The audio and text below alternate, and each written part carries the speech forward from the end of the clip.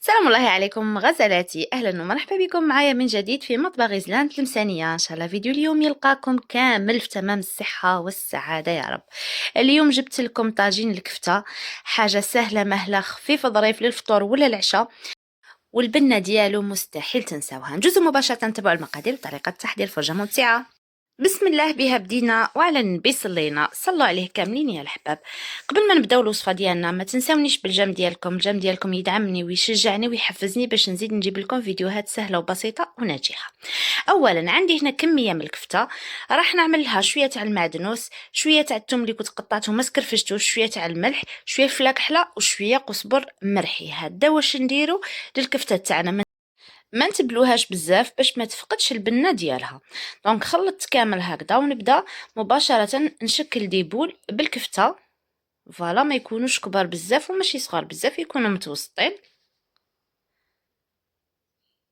كيما هكذا. نكملهم كامل وكم تشوفوا من جهه ملهيه. وعندي زوج حبات تاع فلفل، حبه تاع بصله، زوج حبات تاع طوماطيش، وعندي الثوم. يعني شحال ما يكون عندكم 3 سنين اسنان تاع الثوم يكونوا كافيين بالغرض. هنا كملت الكفته بعد ملي كورتها. نروح نجيب مقله نعمل فيها شويه تاع الزبده، يعني لا مارغرين، ونزيدو شويه تاع الزيت. لازم ديري لا مارغرين هكذا باش تجي الكفته تاعك بنينه.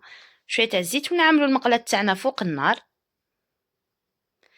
بعد ملي تذوب لنا هذيك لا مارغرين نروحو نقيسو الكفته تاعنا ولا لا فيونداشي.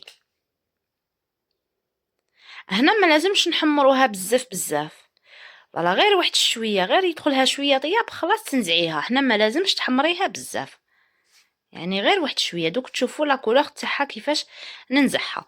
دونك نحركها غير بهذه الطريقه، ما كانش نستعمل فرشيطه ولا اي اداه باش نحرك الفيونداشي ديالي ولا هاد ليبول. غير كيما هكذا نهزز المقله. هنا خلاص راه عندي اللون اللي راني باغياتو. راكم تشوفوا ماهيش متحمره بزاف، راها بيان هايله. خليوها كيما هكذا، ننزعهم ونخلي المقله توجور فوق النار. نروح نقطع حبيبات على البصل ديالي، نقطعوها الى مربعات صغيره.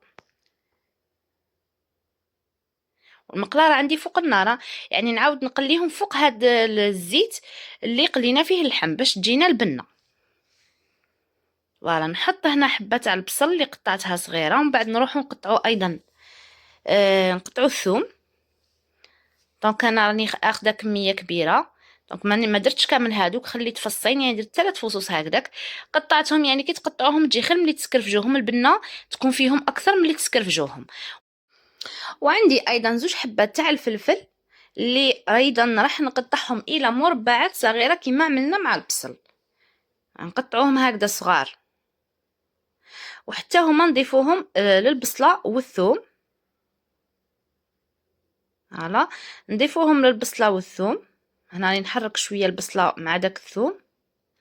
نضيفوا الان الفلفل والهن. هنا في هذه المرحله باش يدبالوا لكم بالخف تزيدوا لهم الملح. هنا نملح فوالا ونغطي على المقله تاعي. هنا كي تملحوا وتغطوا على المقله تاعكم ولا الطنجره تاعكم بالخف راح يدبالوا، ما راحش ياخذوا معاكم وقت كثير. تخليطه خفيفه هكذا نغطوا عليها ونفقدوها من حين الى اخر. لهنا عندي زوج حبات تاع طوماطيش تاني قطعتهم مربعات صغار بعد من نحيت لهم القشره بيان سور. وهنايا نضيفهم حتى البصله والفلفل تشوفوهم باللي دبالوا باش عاد تقيسوا لهم الطوماطيش. هنا ما نضيفش الماء، راح نزيد غير شويه فلفل اسود. هذا ما كان ما نكتروش توابل باش الطاجين هذا ما يفقدش البنه تاعو. هنا زدت غير شويه فلفل اسود، هذا ما كان فيها الملح والفلفل الاسود. هنايا ما نكتروش التوابل. دونك هنايا زدت هنا ملعقه صغيره ممتلئه من صوص طوماط مصبر الطماطم، ونخلط شويه نخليه يتقلى. نخلطوه هكذا واحد شويه نغلقوا عليها غير ما بين هذيك الطوماطيش نحسوها خدات لنا شويه تاع الطياب باش عاد نمرقوا. دونك نغلق عليها غير ما بين هذيك الطوماطيش شويه تدبل حتى هي تدبل وتطيح. هنا خلاص راكم تشوفوا الطوماطيش هي خدات لنا طياب.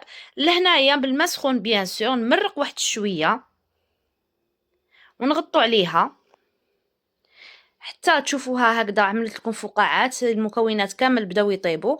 تقيسوا لها هذيك لا فيونداشي ديالكم، لي بول تاع الفيونداشي ديالكم باش يشربوا مليح، يتشربوا مليح هذاك المعرق. هذيك البنه. فوالا هنا الا شفتوها شويه ناشفه تزيدوا لها الماء بيان سور، زيدوا لها الماء سخون وما تغطوش عليها. هنا في هذه المرحله كي تزيدوا لها الماء ما تغطوش عليها، خلوها شويه هكذا تشرب غير واحد شويه وخلاص الطبق ديالكم يكون واجد. هنا هذه هي النتيجة النهائية، خلاص الطبق تاعي راه جاهز. هذا طاجين الكفتة ولا طاجين فيونطاشي كيما تحبوا سموه، طبق صيفي بامتياز. انا هذا واش نقعد ندير هكذا نخلط هكا في الاطباق في الصيف، هذا واش يتكل حاجه خفيفه ديريها للعشاء خفيف ظريف ولا ما ديريها الفطور. المهم هاد الطبق ترافقيه بسلطه خفيفه والله غير فيها البركه بزاف بنين. وانا خدمته يعني بكميه صغيره تاع لا فيونطاشي ماشي حاجه. المهم جا بزاف بزاف بنين، ما تكتروش فيه التوابل باش هكذا تحسوا بهذيك البنه تاع الفلفل تاع الكفته. هذه هي زينتها هكذا بشويه ليمون من الفوق وشويه تاع المعدنوس. واش نقول لكم والله غير بنتها بنه، يعني هذيك المريقه تجي خاتره. كل شيء طايب. هذيك الكفته بنينه سورتو كيف الاول ما نقلوهاش بزاف غير شويه، يعني من بعد تشرب لنا في هذاك الفلفل، الماء تاع الفلفل والماء تاع الطوماطيش، يعني تعاود تجي بنه ولا اروع. لهنا غزالاتي لحقت معاكم لنهاية الفيديو. لهنا راني رايحة ندوق، ما صبرتش باسكو الريحة دارت حالها في الكوزينة. ما بقى لي غير نقول لكم ان شاء الله يا ربي نكون فتكم بوصفة اليوم، راها سهلة خفيفة سريعة جدا ومع وصفات اخرى باذن الله اللي يكونوا خفاف سهلين وناجحين. ومع السلامة.